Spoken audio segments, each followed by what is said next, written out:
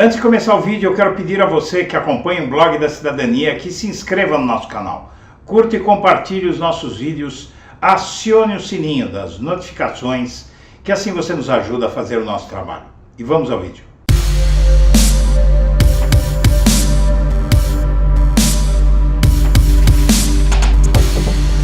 Bom dia, senhoras e senhores. Hoje é 22 de dezembro de 2022, são 8 horas da manhã. No Globo, o pagamento de salário de Bolsonaro pelo PL está nas mãos justo de quem? De Alexandre de Moraes. O pagamento de salário de Bolsonaro pelo PL está nas mãos do presidente do Tribunal Superior Eleitoral, Alexandre de Moraes. Nesta quinta-feira, o magistrado desbloqueou 1,15 milhão de reais das contas do partido para quitar o salário dos funcionários do PL. O problema, segundo membros do partido, é que o montante contempla apenas a folha de dezembro e não inclui os olerites de Bolsonaro, Michele Bolsonaro, Braga Neto e assessores que trarão para suas equipes. Até a Michele vai ter salário, vai ganhar dinheiro público, não se sabe para fazer o quê. Para que o pagamento de cerca de 39 mil mensais acertados com Bolsonaro seja realizado, um valor superior terá que ser liberado por Moraes. Isso implicará em uma nova decisão do ministro para beneficiar Bolsonaro. O aluguel da casa que o capitão e Michele gastaram também está comprometido, como informa a coluna. No PL, a previsão é que a multa de 22,9 milhões determinada por Moraes só seja quitado o ano que vem. E Bolsonaro dá 3 sinais que fazem aliados esperar enfrentamento. E isso é muito grave, minha amiga, meu amigo. O Bolsonaro dá 3 sinais que fazem aliados manterem expectativa de que ele prepara último movimento para a ruptura institucional. Aliados de Bolsonaro citam 3 sinais que o presidente teria dado para manter a expectativa de ruptura institucional. Primeiro sinal, não ter reconhecido publicamente a vitória de Lula. Segundo, ter dito a manifestantes bolsonaristas que quem decide para onde vão as Forças Armadas são vocês. Terceiro, a publicação no Diário Oficial de portaria normativa que dá a órgão do Ministério da Defesa atribuição para fixar a interpretação da Constituição Federal. Embora tal portaria já tenha sido publicada em relação a outras pastas, aliados de Bolsonaro acham que vai rolar alguma coisa. E o Ministério da Defesa passa a ter um órgão que interpreta a Constituição. Essa, na verdade, é uma continuação da matéria anterior. O governo aprova regimento interno da consultoria jurídica ao Ministério da Defesa. Entre as atribuições, fixa interpretação da Constituição. O governo federal publicou portaria no Diário Oficial que aprova o regimento interno da consultoria jurídica junto ao Ministério da Defesa. O órgão já existia e agora passa a ter oficialmente a atribuição de fixar a interpretação da Constituição. Ele tem objetivo de prestar assessoria e consultoria jurídica ao Ministério da Defesa e aos comandantes da Marinha, do Exército e da Aeronáutica. O artigo 1 do Regimento Interno estabelece que o órgão deve fixar a interpretação da Constituição, das leis, dos tratados e dos demais atos normativos a ser uniformemente seguida na área de atuação do Ministério quando não houver orientação normativa do Advogado-Geral da União. A consultoria jurídica é composta por integrantes da Advocacia Geral da União e subordina administrativamente ao Ministro da Defesa. Atualmente, a pasta é comandada pelo general Paulo Sérgio Nogueira. Esse tipo de assessoria jurídica já existe com a mesma finalidade em outras pastas, como no Ministério da Cidadania e na Educação. Chama atenção, contudo, o timing da aprovação do regimento interno do órgão junto ao Ministério da Defesa.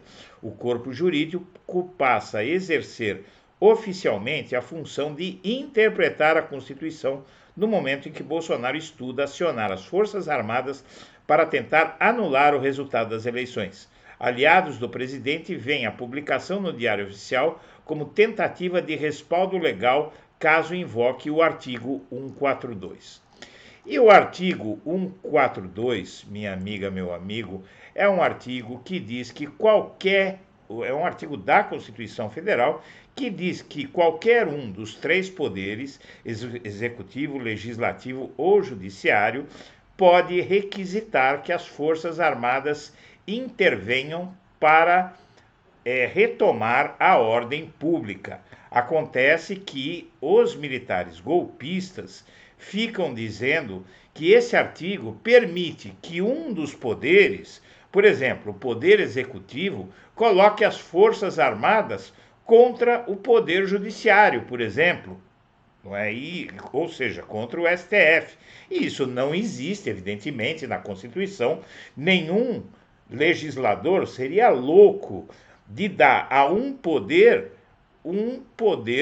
para interferir no outro poder, até porque os três poderes têm direito de acionar esse artigo, mas isso é para conter depredações, saques, movimentos como aquele que aconteceu em Brasília, por exemplo, há poucos dias, quando os bolsonaristas quebraram tudo. Ali, o executivo, o legislativo ou o judiciário poderiam invocar as Forças Armadas para pararem aquela gente. Não para mandar, por exemplo, para o Bolsonaro mandar o Exército, a Marinha, a Aeronáutica interferirem no Poder Judiciário, no STF.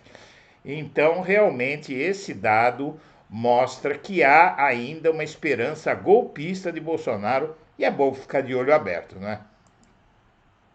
E o Congresso aprova a proposta de emenda constitucional que amplia o teto de gastos para a Bolsa Família e Lula vai começar o seu governo com muito dinheiro. Por quê? Porque essa proposta de emenda constitucional, ela dá ao governo cerca de 170 bilhões de reais fora do teto de gastos para gastar como achar melhor. Acontece que como o STF tirou o Bolsa Família do teto de gastos, então, na verdade, esses 170 bilhões, que são 145 bilhões para gastar além do teto, mais 23 bilhões de sobras, de excesso de arrecadação, e agora mais os 70 bilhões que custam o Bolsa Família, que foram tirados do teto de gastos. Tudo isso dá ao governo 240 bilhões de reais, quase um quarto de trilhão de reais, para gastar em programas sociais, aonde o governo achar melhor. E isso vai fazer com que o governo Lula comece com instrumentos muito expressivos para refazer tudo que o Bolsonaro destruiu e socorrer as pessoas que estão passando fome e necessidades diversas pelo país afora. E a Polícia Rodoviária Federal gastou 7,7 milhões de reais só para eliminar os bloqueios bolsonaristas. Não estamos falando, minha amiga, meu amigo, não estamos falando dos prejuízos que a paralisação dos caminhoneiros deu.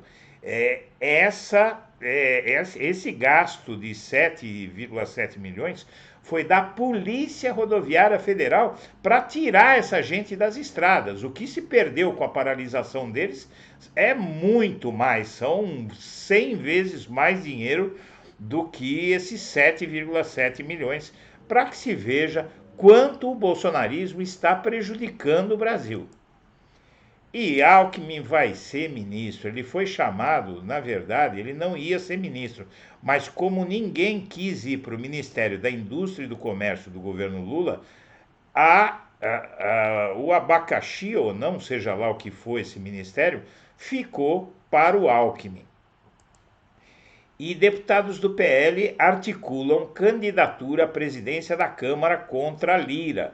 O grupo do partido de Bolsonaro diz que o apoio do PT inviabiliza apoio à reeleição de Lira.